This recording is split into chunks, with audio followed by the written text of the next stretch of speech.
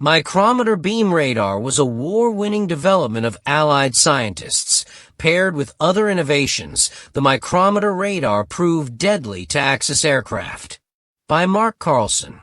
There is no disputing that radar played a major role in the Allied victory in World War II.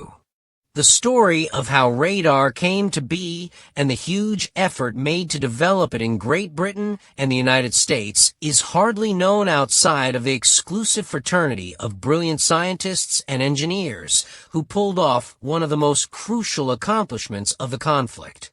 In the summer of 1940, a 29-year-old Welsh engineer named Eddie Bowen was traveling across the Atlantic to the British Embassy in Washington, D.C.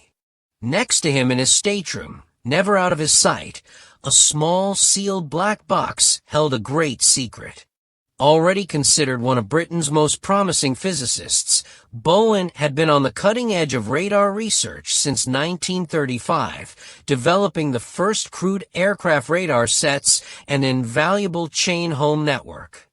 Even then, Bowen and his superiors in the government had no illusions regarding the threat of Hitler and the powerful modern air force he was building. As hordes of German bombers began swarming over England as a prelude to invasion, the chain-home network was proving its worth by detecting the enemy planes over the channel in time for RAF Fighter Command to intercept them. Bowen was named as the newest envoy of a technical and scientific mission to the United States. Inside the box were 12 objects, each small enough to fit in the palm of a hand. They resembled clay pigeons, but held the future of Great Britain's struggle against Nazi tyranny in Europe.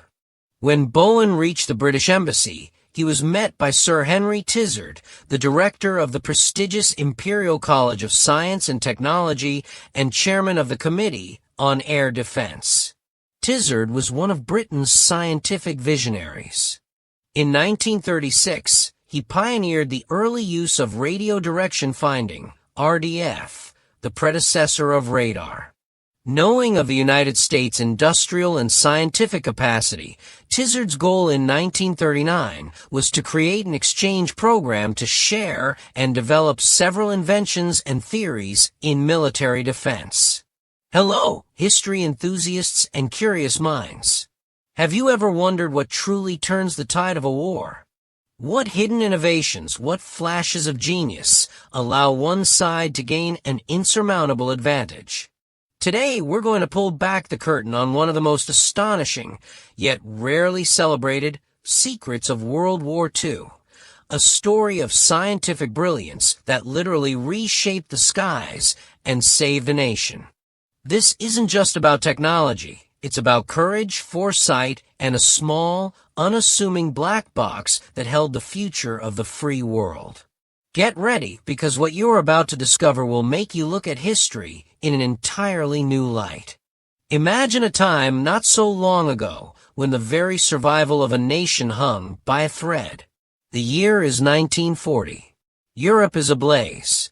German bombers, like dark harbingers of doom, swarm over the English Channel, their engines a terrifying roar in the night.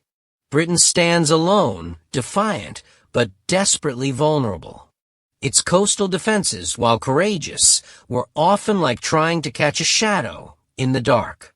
But beneath this storm of war, a quiet revolution was already underway, powered by minds like Sir Henry Tizard.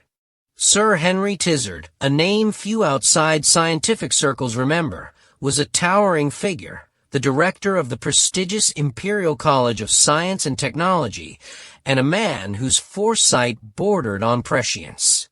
As early as 1936, even before the rumblings of war became a roar, Tizard was pioneering the early use of what they called radio direction finding, or RDF. We know it today as radar.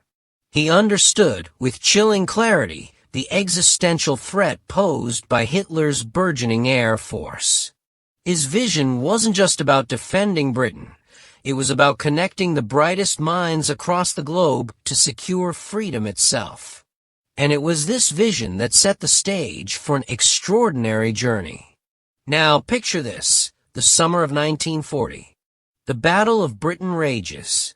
German U-boats prowl the Atlantic, a constant deadly menace. Yet, across these treacherous waters, a silent, solitary voyage is underway. A young man, barely 29, clutches a small, sealed black box, its contents more precious than any king's ransom. This isn't gold or jewels he guards, but something far more potent. This is Eddie Bowen. Eddie Bowen, a Welsh engineer, was already considered one of Britain's most promising physicists. He had been at the very forefront of radar research since 1935, a key architect of the early aircraft radar sets, an invaluable chain-home network, Britain's first line of electronic defense. That network, a series of towering radar masts along the coast, was already proving its worth, detecting enemy planes over the channel, giving the RAF precious minutes to scramble their fighters. But even the chain-home network, revolutionary as it was, had its limitations. And Eddie Bowen carried the answer to those limitations, wrapped in mystery, in that small black box. What could possibly be inside that box, so vital that it traversed an ocean teeming with danger? Bowen wasn't just another passenger. He was an envoy, part of a crucial technical and scientific mission to the United States. His destination, the British Embassy in Washington, D.C. His purpose, to share a secret that would fundamentally alter the course of the war. Inside that unassuming container were 12 objects, each small enough to fit in the palm of a hand. They resembled clay pigeons, perhaps, or strange ceramic discs. But these weren't toys. They held the future of Great Britain's struggle against Nazi tyranny. And when he finally arrived, exhausted but triumphant, he was met by none other than Sir Henry Tisser himself.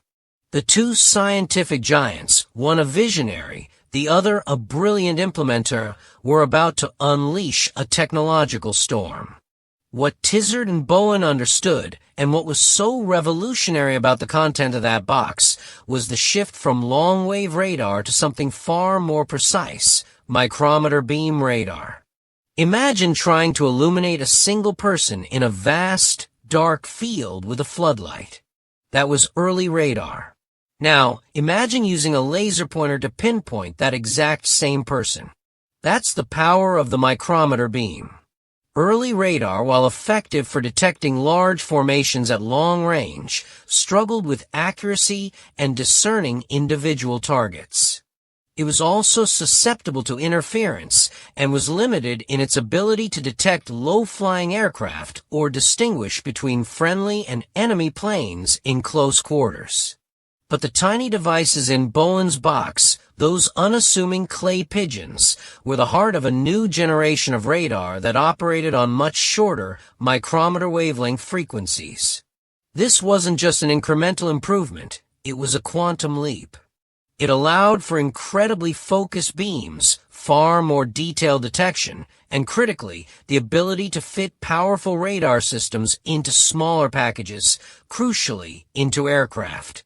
This meant that planes could carry their own eyes, seeing the enemy long before they were seen themselves. The secret to this revolutionary micrometer beam wasn't just a theory, it was a device. A device so ingenious, so powerful, that it became known as the cavity magnetron. This unassuming vacuum tube, invented by British scientists John Randall and Harry Boot at the University of Birmingham, could generate microwaves with unprecedented power. Before the magnetron, generating such high-frequency, high-power radio waves was a pipe dream. But this device made it a reality. And it was 12 of these magnetrons that Eddie Bowen carried in his black box. The cavity magnetron was a game changer. It was compact, robust, and incredibly efficient at producing the short wavelength radio waves necessary for micrometer beam radar. This meant that for the first time, airborne radar systems could be developed that were not only powerful but also small enough to be fitted into the nose of a fighter plane or the belly of a bomber. Think about that for a moment. Instead of waiting for ground radar to alert them, pilots could now hunt in the dark with an electronic eye that saw through clouds, fog, and the deepest night. The implications were staggering. This new radar wasn't just a defensive tool, it was an offensive weapon. With micrometer radar, Allied night fighters became hunters, not just interceptors. They could climb above the cloud cover, hidden from enemy eyes, and then dive down, guided by the precise beam of their radar, to ambush unsuspecting German bombers. The night, once a sanctuary for the Luftwaffe, suddenly became a deadly trap. And it wasn't just in the air. This technology revolutionized naval warfare, allowing warships to detect U-boats and enemy vessels long before they came into visual range, even in the densest fog or darkest storm. The Axis powers, for all their technological prowess, simply had no answer to this silent, invisible predator. The impact was immediate and profound. As these new radar systems were developed and deployed, the casualty rates for German aircraft soared. The psychological effect on enemy aircrews was devastating.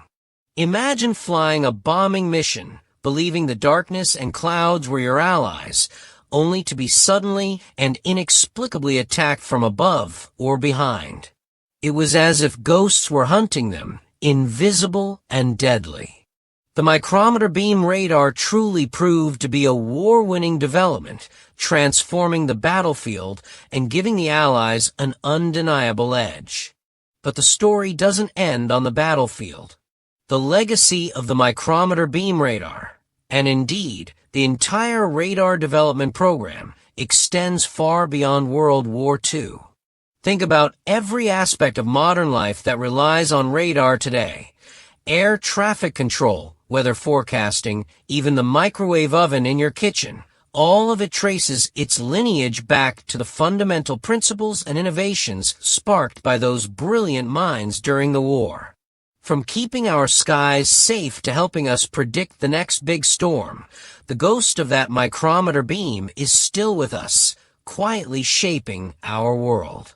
So, the next time you see a plane in the sky, or hear a weather report, or even just heat up your dinner, take a moment to remember the incredible story of the micrometer beam. Remember Eddie Bowen, bravely crossing an ocean with a secret in a black box. Remember Sir Henry Tizard, the visionary who saw the future of warfare. Remember the countless scientists and engineers, both celebrated and unsung, who dedicated their lives to solving impossible problems. Their ingenuity, their courage, and their belief in the power of science not only helped win a world war, but also laid the foundation for so much of the technology we take for granted today. It's a testament to human innovation, and a powerful reminder that even in the darkest of times, light can be found in the most unexpected places. Thank you for joining me on this journey into a crucial, yet often forgotten, chapter of history.